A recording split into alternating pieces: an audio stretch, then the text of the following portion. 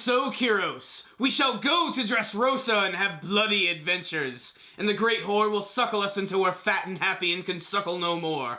And then, when enough men have died, perhaps you will have your freedom. That's right, my friends, this week's episode of One Piece was like a crossover with Gladiator.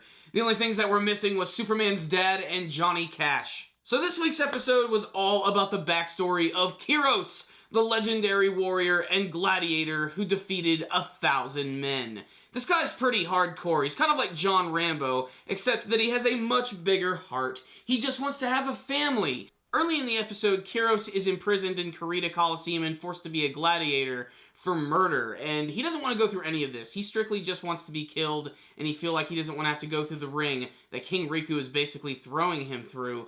But little by little, he actually manages to win all of these battles, and even has a chance to win his freedom, and completely throws it away. He's completely content to be in the situation that he's in, and it isn't until 1,000 battles over the course of 9 years of fighting that he finally grows tired of this and decides to work directly under King Riku. And what I think is probably the most interesting part of the episode is actually getting to see the development between him and Princess Scarlet, because of course this is going to tie into the birth of Rebecca, which is a really important part of what's going on in Dressrosa right now. And of course their development is pretty standard. Scarlet does not like him at first. She considers him just a big creepy murderer, but he's basically their personal bodyguard, so he has no choice but to protect her. And there's this one scene where she's kidnapped by pirates, and he single-handedly goes out, swims out into the ocean, jumps on their ship, and completely wastes all of these people at once. And it looks like it's overly violent, like there's bodies strewn apart, and Scarlet is just completely enamored with him after this part. It's a really great scene, and he's freaked out because he's afraid that he actually touched her, and you can see that he's very nervous around her. But little by little, they start to fall in love with each other, and he even has to admit to the king that he is in love with his daughter. The problem is, because of his past and all of the murders and everything, he can't form a relationship with her. They can't get married. So they go to this really weird extreme, which they don't even get into the explanation of. They just jump right into it. They faked Scarlet's death, and they make up this whole fake funeral thing, and then they skip ahead to their brand new family life, which the scene where you see the birth of Rebecca is hilarious, just to see King Riku crying like a little bitch over her crib. It's very funny and very heartwarming, and it's just great to see him interact with his family and see the two different sides of Kyros, because in the beginning of the episode, he's a freaking maniac with a bat with nails in it who's just smacking people randomly.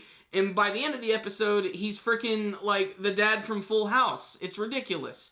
And what I think is really funny, too, is he doesn't want to taint his daughter, so he wears gloves when he holds her. It's very funny. But at the same time, like I said, just seeing the family dynamic of Kyros and Scarlet, it's very heartwarming. But of course, the episode ends ominously with, we get to see the fall of Dressrosa. We get to see Kyros watching this from afar, giving us our classic to be continued screen.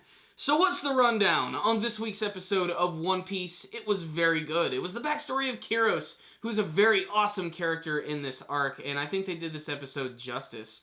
And, you know, he had a pretty harsh treatment, and it's kind of messed up. And like I said, very similar to Gladiator, you know. Give them blood and the crowd will love you. And what I really loved about this episode is the audience's reaction to Kyros, because when he's first entering the Coliseum, everybody hates his guts. They think he's just a psychotic murderer, and they want him to lose. But as he wins and starts to gain their admiration, they all start to really love him. And by the end of the series, when he's the commander of the actual, like, Dressrosa Kingdom, everybody just loves this dude. He's the nicest guy around. And it's just a huge character change for someone like him, who was a character who had a lot of inner turmoil. You could see that he had, like, those Vietnam flashbacks in his head. Otherwise, this is just the beginning of the backstory of Kyros and just a little taste of what Kyros is all about.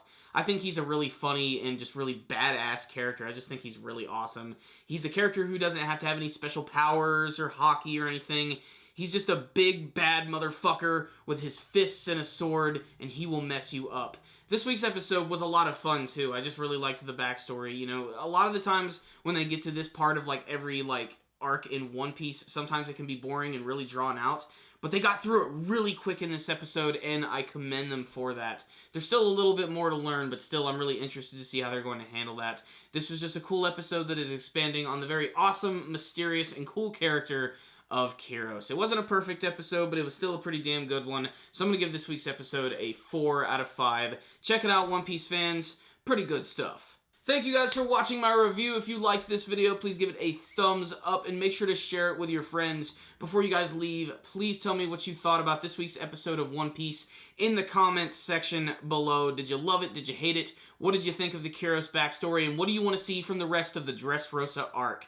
Remember guys, before you leave, you can subscribe to our channel by clicking on the channel icon right up here. You can also follow us on Facebook and on Twitter.